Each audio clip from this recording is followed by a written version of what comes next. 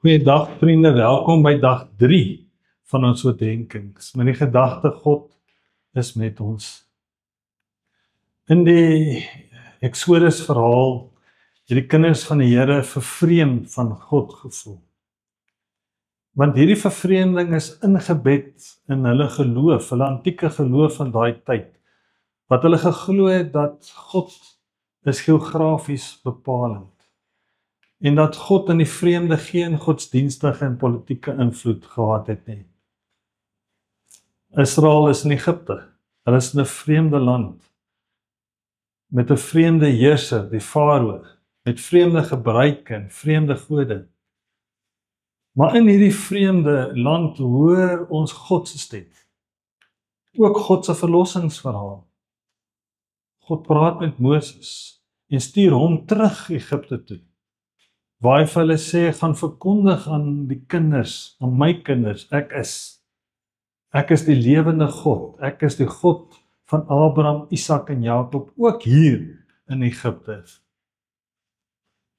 God stuur jou sodat my volk in die woestyn kan gaan aanbid.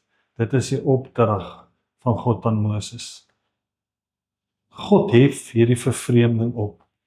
Maar in die Nuwe Testament lees ons ook van 'n verlore seun in 'n vreemde land, vervreem van God en sy ouerhuis, toe hy sy erfporsie opgeëis het.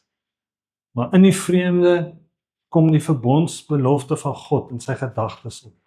En dan sê hy, in my Vader se huis is daar genade en vrede en liefde en versoening, en hier kry ek swaar.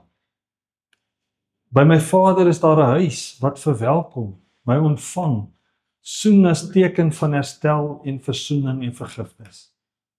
In die lig van die kruis hoor ons Jesus se woorde, Vader vergeef hulle, Vader dit is volbring, want Vader in die hande gee ek my gees, my lewe oor.